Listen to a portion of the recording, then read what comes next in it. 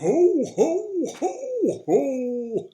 Hey, Brother Peterson here, and welcome to week 13. Did you ever think you were going to get here?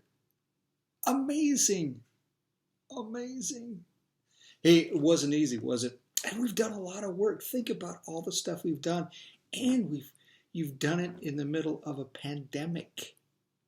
It's pretty impressive. I must say that it has been a difficult year. It's been a difficult semester, I think, for a lot of us. But you did it. Okay, you did it. So now it's time to give a little hair fives to air fives, and or maybe you were family, so you actually do the high fives and the hugs. Pat yourself on the back because what you've done is amazing. All right. So this week is exciting. This week is exciting. And the reason it's exciting to me is because it's my last, no, my last debate after, no, it's exciting because it's a debate, which I love. And it's going to be one that kind of wraps some of these issues up in talking about the Affordable Care Act. Okay, because the system we have, the system of healthcare in the United States is somewhat unique. Most countries in the world have some sort of government or socialistic sort of healthcare where it's provided. Now, this is interesting. Now, why is that? Well, part of the reason is, and this goes back to the foundations of our government. When you go, I've had many opportunities to go overseas and be in conferences and talk to other attorneys from different countries. When we're in those settings, and typically it's regarding something with regards to some sort of disaster relief to public health or something like that. And if you ask, what are human rights? What are, just say human rights. For most people, in fact, pretty much everybody that I know that's not American from the United States will say, well, it's the right to health care, food, shelter, education, these sort of things. In the United States, when we think of human rights, we think of freedoms from the government. We think of,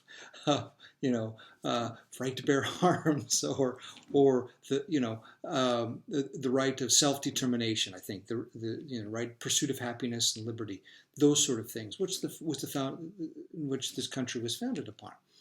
And our healthcare and many other factors in society are based on that same sort of principle.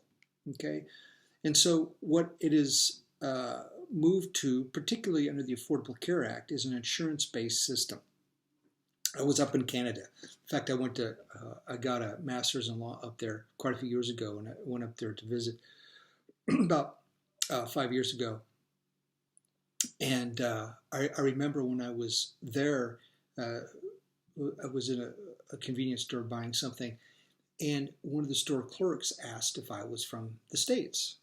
And because of what I was buying, I was buying a bunch of candy bars that I can't get here in the United States. Anyway, so they asked me about healthcare in the United States because they were curious about what it was like, because they don't have an insurance-based system. They have a healthcare system that is based on taxpayer money being paid for healthcare. And so there is a debate whether or not the Affordable Care Act here in the United States went far enough, or maybe went too far. And so you're going to be asked to debate that. What would you do if you were able to make the rules, and why? Okay?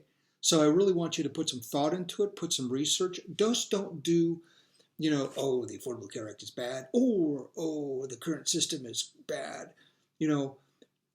What's good and what's bad based on your position, and then how you would change it. I'd like to hear some of that as well. Okay? All right. So you get Chapter 13 quiz, then you got the final. The final is going to be open book, open note, but not open neighbor. And it is going to be time, but you'll have enough time to, I think so, to get it done. It'll be 120 minutes.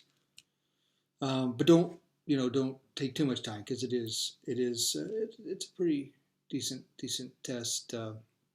So it's my last video with you, and I must say that I've enjoyed this semester. You have been a really good class.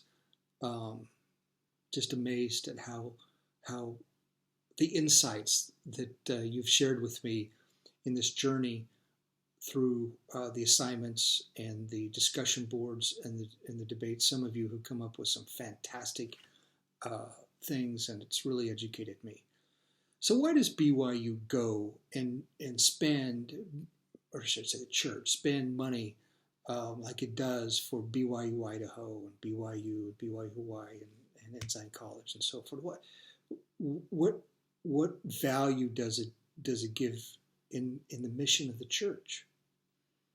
It gives huge value.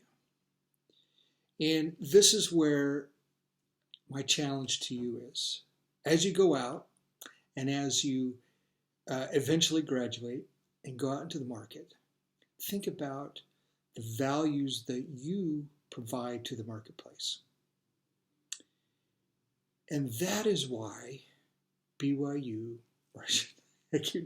that's why the church spends money at BYU and BYU Idaho and the other institutions. It's because it is important to be able to spread the principles of the gospel and the good news of the gospel, and just good, solid people rooted in the principles of the gospel into society, into the workplace. And so there's a lot to live up to. And I know you can do it. Live up to the challenge. Be that kind of graduate that I know you can be. And I just want, at the close of this semester, I want to bear you my testimony that I know that the Church of Jesus Christ of Latter-day Saints is true. And I know that you are awesome. Have a wonderful Christmas. Stay safe from the virus. And be good in all you do. Ho, ho, ho, ho, ho. Take care.